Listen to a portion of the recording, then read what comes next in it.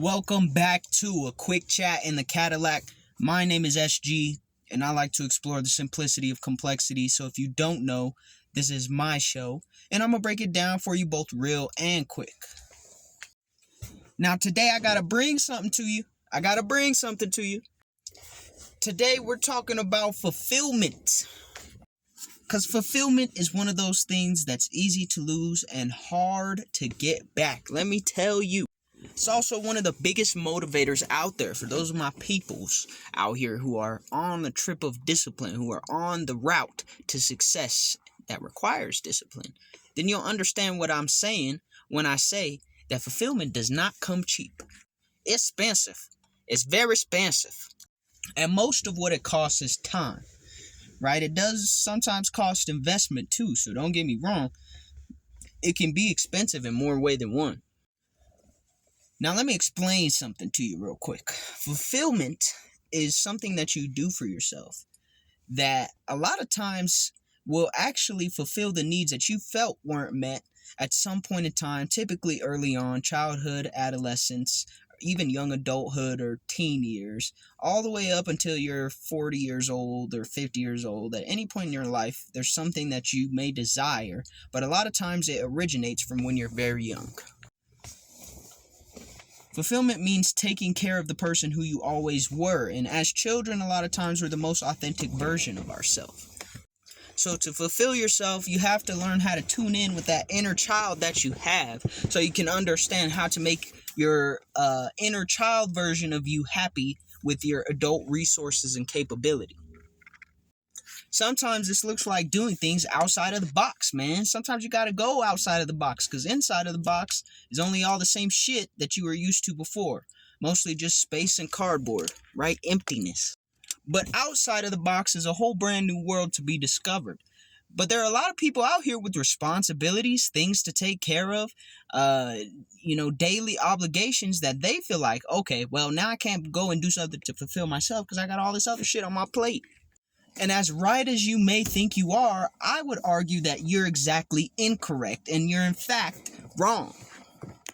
Taking even a small amount of time from your daily routine, from your daily schedule, taking a small piece of your time to do something that is fulfilling for you, for your dreams, for your goals, ambitions, desires, it's so beneficial in more ways than one. When you focus on all your daily obligations and responsibilities, in most cases, for most people who don't already or haven't already stepped outside the box and made it into something that they can turn into their daily routine, obligation, whatever the case, blah, blah.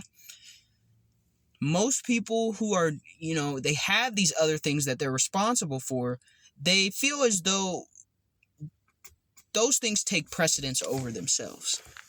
And for them to go out and satisfy their inner child, they would have to forsake all the other things that they feel obligation to.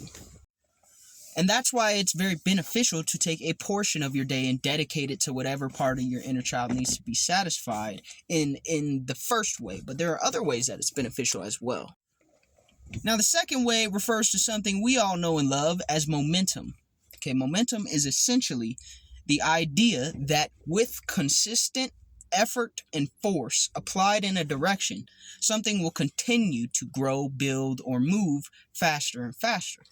And momentum only compounds when force is applied routinely or consistently. To understand this, we have to look at momentum, right? You keep applying consistent force to something over time, or, routine force to something over time, it builds speed. You'll meet points of resistance and ups and downs and hills and stuff like that, but the more momentum you have, the easier those things become to weather. But you can't build momentum if you do one thing and never do it again, or you think about one thing and you never actually do it. You have to actually do it. Whether it's a small amount or a large amount of time that you dedicate to it, it doesn't really matter. The point is you dedicated time to it. And over time, you'll be able to justify dedicating more time to it. Now, there's one more way, that would make three, that doing something to fulfill yourselves on a daily basis is beneficial to you. Now, imagine you're very occupied. Imagine you're a person who's busy essentially all the time, and you feel as though you're being drained by the amount of tasks and responsibilities and obligations that you have. If you take a piece of that time and carve it out intentionally, doesn't even have to be the same time every day, but if you carve out some time intentionally to fulfill yourself, that increases your motivation, which increases your momentum and increases your discipline. Because you have to remember, if you give to everything else in your life, whether it be a person or not, and you forget or forsake the idea of giving back to yourself is going to run out. All that energy that you're expending on other things that don't fulfill you are eventually going to drain you. And you'll be right back in the spot you were when you were thinking about, why am I so drained and is this all even worth it? So fulfill yourself, even if it's piece by piece or you throw yourself into the mix 100% and you don't give a fuck what happens afterwards. You must fulfill yourself. Ultimately, it's the only way to maintain a consistent level of energy and at least a consistent enough level of energy to actually achieve your goals. And I'm not talking about your goals like I'm going to lose 5 pounds in 3 years. I'm talking about your goals like I'm going to lose 100 pounds in 3 months. Those are the kind of things that require consistent effort and momentum. And when you stop, you lose some of that momentum. So make sure you stay consistent. And the best way to stay consistent is to remain energetic and motivated. Even though you won't be perfectly energetic and extremely motivated every single time, the more that you dedicate time to things that fulfill you, the more energy you'll have replenished, and the more energy you'll have. The more time that you'll spend doing things that make you feel fulfilled, so the more time the more efficient you'll be when you're doing things that you feel are not as fulfilling. Because you're operating at a higher frequency at that point in time, and we could go back to the frequency talk, but I'm not really interested in doing that this very second. But essentially, good mood, good worker. Bad mood, bad worker. You fulfill, good mood. You don't fulfill, bad mood. I think I put it pretty simply right there. Would you agree? Essentially, I have to tell you these things because people, oftentimes, they're told from an early age or some point in time that whatever goals or dreams or ambitions or purpose they feel they have is unattainable. And that's only because other people lack the ability to fulfill themselves. And I don't even know if I would go as far as saying they lack the ability. I would say they lack the initiative because they haven't tried taking the first step to the point where the second step can even happen. And after the second step, then you can take the third step. If you never take the first step, you're always going to be an infinite amount of steps away from your journey.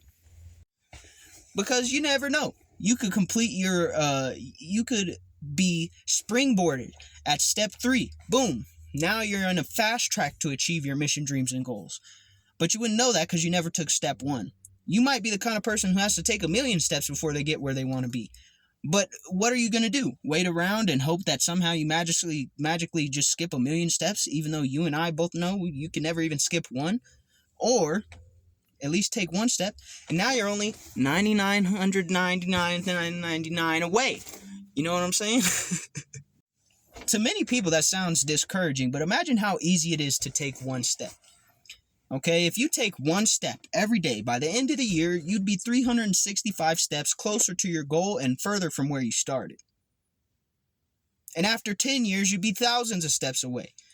Now imagine if you're capable of taking multiple steps at a time, or you get better at taking steps, and then instead of doing 1 step a day, now you can do 10 steps. Well, you do it for 2 weeks, and instead of doing 10 steps a day, now you can do 200 steps a day.